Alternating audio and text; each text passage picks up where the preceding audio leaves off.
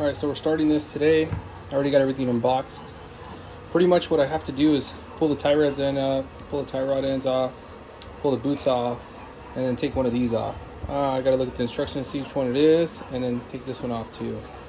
So that's what I'm gonna do today. See how it goes. Alright, so I'm making my way. So chisel off the air hammer that I have. I want to use the air hammer.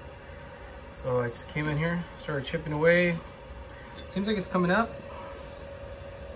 You know, the back end ain't coming out, so I'm hoping that it starts to raise the back end at the same time. We'll see. All right, I got one side out. I just kept chiseling it. Started kind of getting off to the side, so I brought up the back side a little bit, and by that time I just grabbed these huge ass jammies and worked it out. So this one's gonna be a lot easier because I'm gonna press from the top. It's gonna come down to the Duralast 22mm.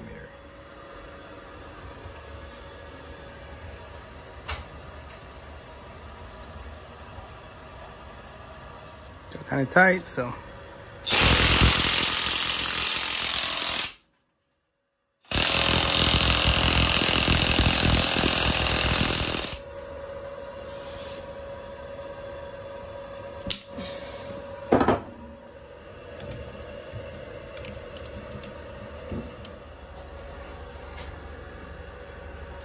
There you go, coming out.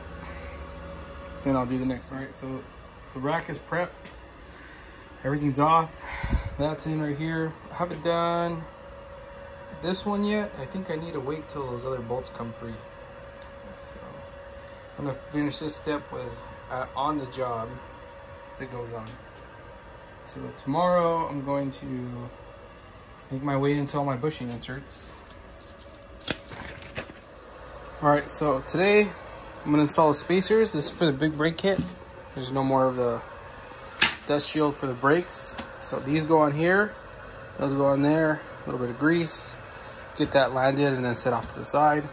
Then I'll do the bushings on the other ones. All right, so I greased the back side, this side of the plate, and then I just threw some Loctite. I use NAC stick for the surface areas, and I use O-ring lube for this O-ring right here. Put it on there and tighten it up, put it on the vise, and give her what I got. All right, boxed in. Give her what she's got.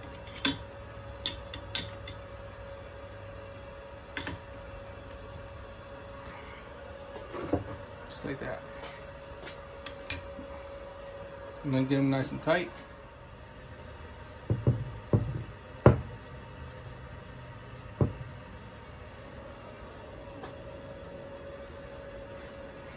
So I just put that seal on here.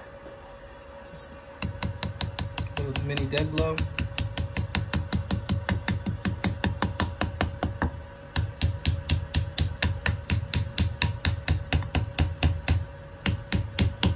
So this is that seal. So what I'm gonna do is the inside right here is this lipper right here. It's gonna contact. It's already got NACs on it. So I'm gonna go ahead and add some lube, O-ring lube to this. It's already greased on the inside of the axle. All right, so the last one went in no problem. This one's, the hole's not like super round. So yeah, I just cut some of the seal out of there and we'll see how it goes. If I ever had a problem, document it if I ever had problems before. You can tell. I'm trying to, the last one just tapped right in. This one, I'm doing all kinds of dumb shit to get it on. So just rubbed a little bit of grease on the insides. Just pushing all these in, and then I'm gonna do the spacers. The little dowels that go inside it, whatever they are. All right, so everything's pressed and pretty much the little things are in. Little zerk fittings. So that was easy. These are done. I did run into a problem with the back one, but it's all right. So anyhow, pretty good. Nothing too crazy.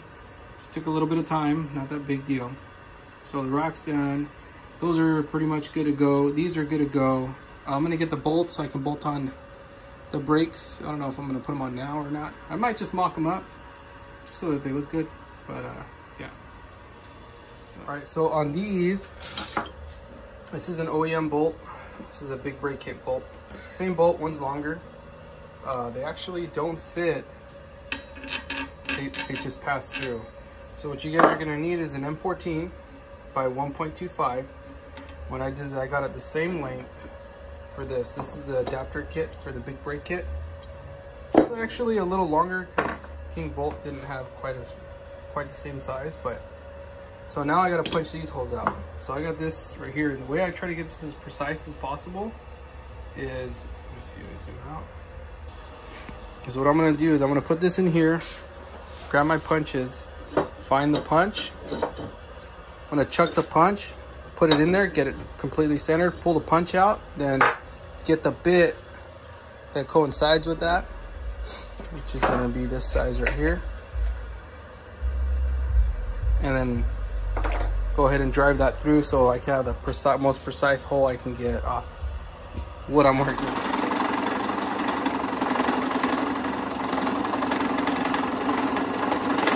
Hole, pretty clean hole.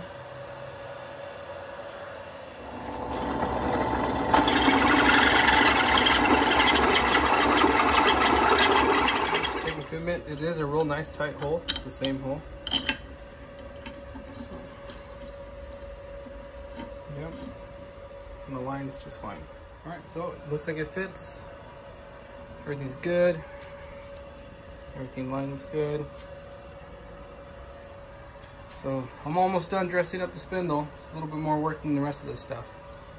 Looks like this has enough clearance. If for some reason it doesn't, because I know it's maybe a 1/4 of an inch longer, I'll just cut it down. No big deal. All right, torque these down to 60.